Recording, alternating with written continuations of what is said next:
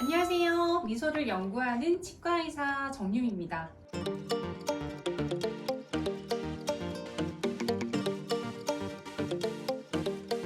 박사님, 오늘의 주제는 많이 야한 것 같은데요. 오늘의 주제가 뭔가요? 네, 오늘의 주제는 어떻게 보면 되게 작적인 주제일 수도 있는데 저희 치과 이름이랑 되게 걸맞는 주제를 정해봤어요. 바로 키스를 하면 충치가 옮을 것인가 아닌가 라는 주제인데요. 여러분들 생각 어떠세요? 이거 옮는다, 안 옮는다 이런 되게 많은 설들이 있는데요. 제가 오늘 한번 확실하게 짚어드리도록 하겠습니다.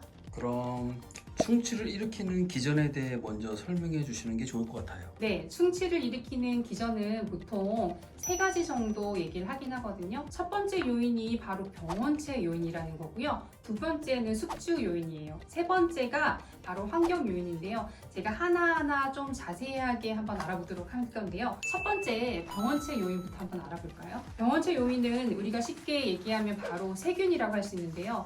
바로 충치도 세균성 질환이라는 게 굉장히 중요한데요. 많이 들어보셨을 거예요. 뮤탄스균이라고 해서 이게 바로 충치를 일으키는 매우 중요하고 그리고 좋지 않은 세균 중에 하나거든요. 정식 명칭으로는 스트랩토코쿠스 뮤탄스라고 해서 많은 분들이 이제는 뮤탄스균을 좀 알고 계시긴 하더라고요. 이 세균이 치아에 있는 사이 부분에서 숨어 있다가 충치가 일으키는 나머지 요소들이 모두 만족을 하게 되면 충치를 일으키게 됩니다. 두 번째는 숙주 요인인데요. 바로 우리 사람의 몸이에요. 보통 동물이라고 하면 다 이런 숙주 요인이 될 수가 있는데요. 예를 들면 뭐 말이라든지 아니면 개라든지 이런 동물들도 가능하고요. 저희 같은 사람도 바로 숙주 요인이 될 수 있습니다.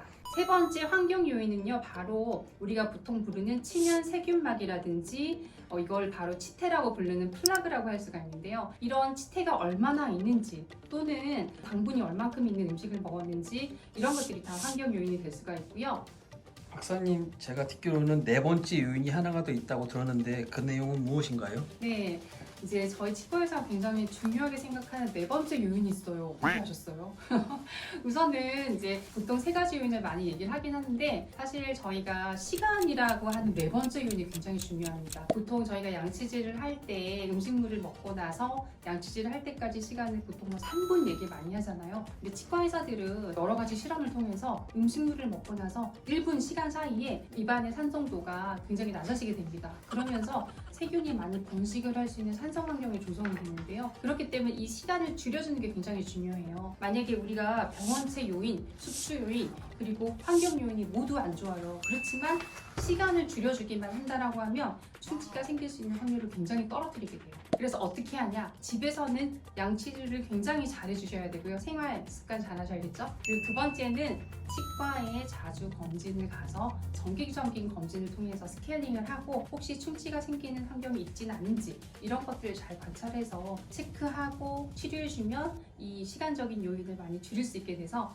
충치가 생길 수 있는 모든 요소들이 굉장히 줄어들게 된다는 거 기억하세요. 우리 한국 사회에서는 보통 부모들이 아기들이 귀엽다고 뽀뽀를 자주 하는데 네.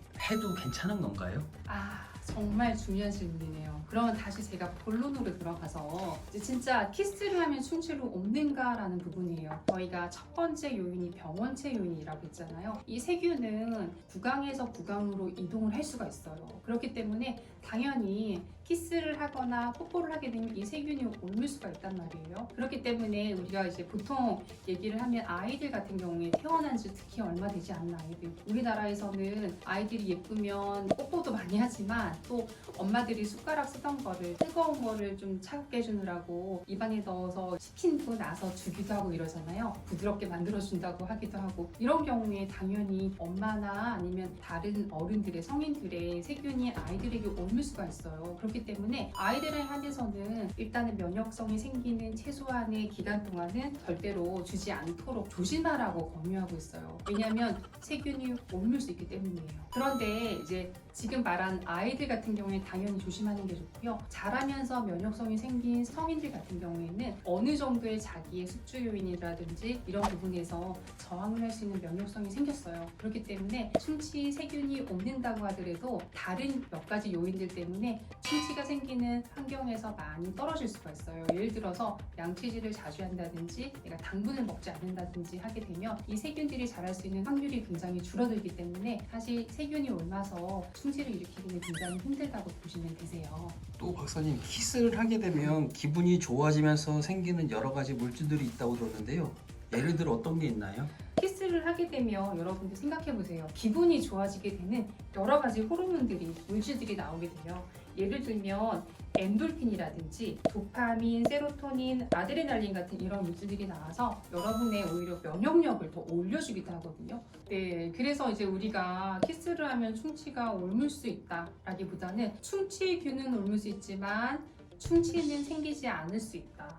본인한테 달려있다라고 이제 잘 생각하면 돼요. 그래서 괜히 충치 있는 연인한테 내가 키스를 받아서 혹시 충치가 생길까봐 걱정하실 필요는 없고요. 본인이 생활 관리를 잘하면 된다라고 했거든요. 그렇기 때문에 충치 걱정보다는 충치는 양치질과 이런 여러 가지 요소들로 예방을 하시고요. 면역력을 올려주는 여러 가지 물질들이 나오는 키스 하지 않을 필요 없다는 거예요. 그러니까 제가 드린 말씀 잘 기억하시고 이제 여러분들 키스 많이 하시고 그리고 많이 웃는 면역력이 높아지는 그런 생활 하시면 좋겠죠. 자, 그러면 지금까지 제가 키스를 하면 충치를 옮을 수 있는가 라고 하는 거에 대한 이야기를 나눠봤고요.